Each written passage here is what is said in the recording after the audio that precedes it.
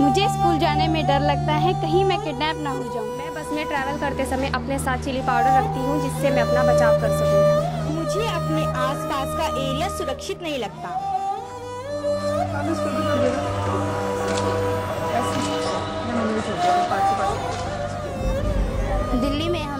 दिल्ली में प्लान और बालिका ट्रस्ट ने मिलकर यह तय किया था कि लड़कियों का अनुभव देखेंगे और हमने इसी दौरान सेफ्टी वॉक किया और उसमें हमने अपने एरिया का नक्शा बनाया जिसमें हमने ये देखा कि लड़कियां कहाँ सेफ है और कहाँ unsafe.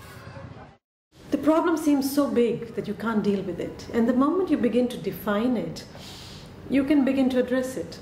So, it is actually a tool of empowerment, safety audit. It's not just a diagnostic tool, and recognizing that, I think, is very important in taking forward the work and making it, a way of actually getting girls to talk. इस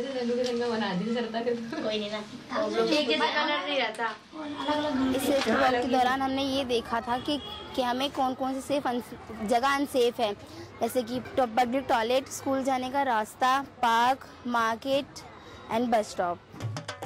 हम यहाँ पर इधर 7 साल से रह रहे हैं और यहाँ पर 7 साल के अंदर हमें पता चल गया क्या होता है क्या नहीं होता। ये मेरा घर है, मैं रोज यहाँ इस रास्ते से स्कूल जाती हूँ।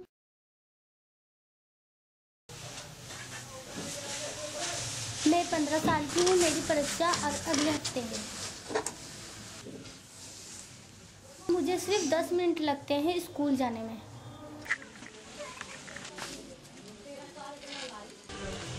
जब मैं स्कूल जाती हूँ तो कुछ लड़के लड़कियों को चिढ़ाते हैं, उनको अलग अलग नाम से पुकारते।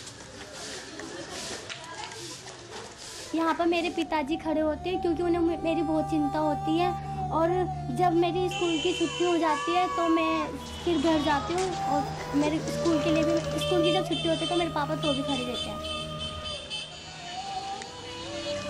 और कुछ माता पिता अपनी लड़कियों को घर पे ही रखते हैं क्योंकि वो लोग बहुत डरते हैं। क्योंकि मैं जब मेरे 11th के एग्ज़ाम स्टार्ट होने वाले थे तो उसके 3-4 दिन पहले ही एक आदमी का फ़ोन आता था, तो वो मम्मी को परेशान करता था, क्या कहते कि मैं तेरी लड़की से शादी करूँगा और उसे भगा के ले जाऊँगा, उसको उठा ले जाऊँगा, ये करूँगा वो करूँगा। जब मम्मी उसको बोले कुछ तो वो उल्टा गाली देता था, और जब मैं बात करूँ तो इतनी बुरी बुरी बातें बोलता था वो। उसके बाद फिर जब मम्मी ने इसी तरह से कह दिया कि तू स्कूल नहीं जाएगी। इस समय मैं पार्क के रास्ते से जाती हूँ। कभी पार्क में खेलने नहीं गई, मुझे खुद अच्छा नहीं लगता। जब पार्क में लड़कियां जाती हैं तो मुझे मैंने कई बार देखा है कि लड़के जो खेलते हैं वो अपना खेल बंद करके लड़कियों को देखने बैठ जाते हैं। लड़कियों उनको पता नहीं क्या क्या बोलते हैं और हंसते हैं, उनका मजाक उड़ाते हैं लड़कियों का। लड़कियां पार्क में जाती हैं ना, उनका मजाक उड़ाना शुरू हो जाता है कि लड़कियां इस पार्क में क्यों आ गई।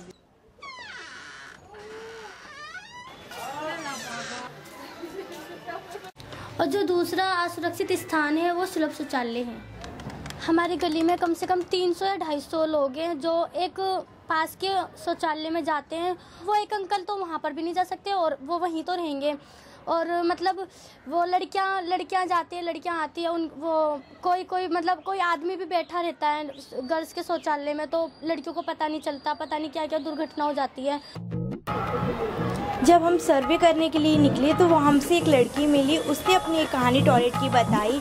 वो टॉयलेट में अपनी दादी जी के साथ गई हुई थी और दादी जी बाहर खड़ी थी, वो टॉयलेट में चली गई और टॉयलेट में जाने के बाद उसका मुंह किसी ने दबा लिया पीछे से लड़के ने, और फिर उसके बाद उसने किसी तरह अपने हाथ नाखूनों से उसे छुड़ाया अपने हाथों को और वो बाहर भाग के आई। बाजार में भोजन खरीदते समय भी असुरक्षित हो सकता है क्योंकि गली के बाहर जो बॉयज़ खड़े रहते हैं उनके झुंड खड़े होते हैं, उनकी आदत है कि लड़कियों को बुरी नज़र से देखना।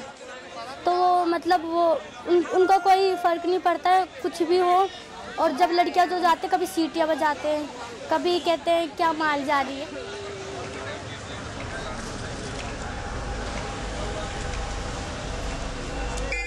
We did the safety audits before that, and we were able to identify very similar concerns, you know, and the kind of analysis that's come out, been recognizing that creating equality and violence-free societies is not just the role of law and order. Women and girls are actually speaking out.